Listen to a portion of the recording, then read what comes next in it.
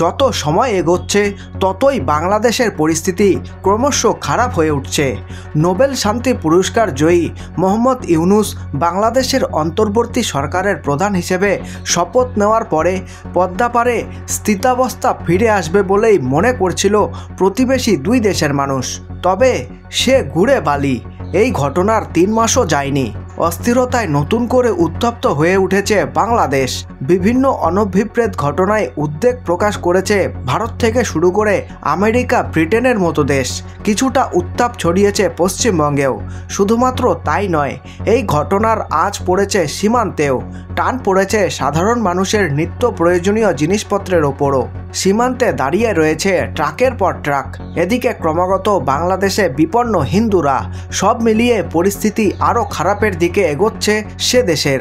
বাংলাদেশে বারবার টার্গেট হিন্দুরা, ক্ষুব্ধ নয়াদিল্লি।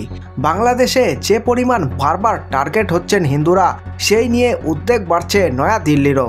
সেই সঙ্গে বাংলাদেশে চরম বার্তা দেওয়া হয়েছে ভারতের তরফে। ভারতের বিদেশমন্ত্রী এস জয়শঙ্কর জানিয়েছেন, বাংলাদেশে হিন্দু ও অন্যান্য সংখ্যালঘুদের ওপর হিংসা, তাদের বাড়ি ও ব্যবসা প্রতিষ্ঠানে হামলা এবং ধর্মীয় স্থানে আক্রমণের ঘটনা নিয়ে আমরা একাধিকবার রিপোর্ট পেয়েছি।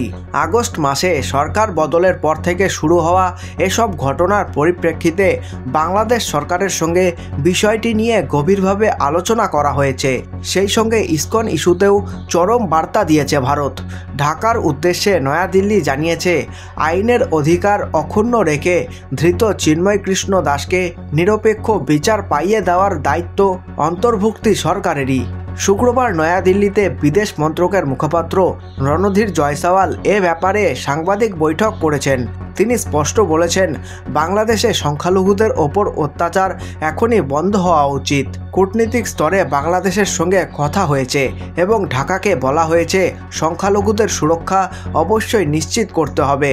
বাংলাদেশকে কি জিনিস পাঠানো বন্ধ করবে ভারত? এসবের মাঝে আরও একটা জিনিস হলো সেটা হলো বাংলাদেশকে অনেক কিছু বিষয়তেই ভারতের ওপর নির্ভর করে থাকতে হয়, বিশেষ করে খাদ্যবস্তু, যেমন ডিম, পেঁয়াজ, বিদ্যুৎ, ওষুধ ইত্যাদি। অর্থাৎ বিদেশ মন্ত্রকের মুখপাত্র বুঝিয়ে দিয়েছেন, বাংলাদেশকে ডিম, পেঁয়াজ, জল দেওয়া বন্ধ করে দেওয়ার মতো হঠকারী কোনো সিদ্ধান্ত সরকার নেয়নি। তবে কূটনীতিবিদরা এও আশঙ্কা করছেন, বাংলাদেশ যেভাবে ভারতকে ইলিশ পাঠাতে গড়িমসি করেছিল, ভারতও সেই পথে হাঁটলেও হাঁটতে পারে। যদিও এই বিষয়ে দুই দেশের তরফে কোনো রকম মন্তব্য করা হয়নি। এইবার আপনারাই বলুন, ভারত থেকে বাংলাদেশে যেসব খাদ্য সামগ্রী পাঠানো হয় সেগুলো কি ভারত সরকারকে বন্ধ করে দেওয়া উচিত? আপনারা আপনাদের গুরুত্বপূর্ণ রায় কমেন্ট বক্সে অবশ্যই জানাতে পারেন। এই খবরটি ভালো লেগে থাকলে লাইক করতে পারেন এবং আপনাদের মূল্যবান সময় দেওয়ার জন্য ধন্যবাদ। আপনাদের দিন শুভ হোক।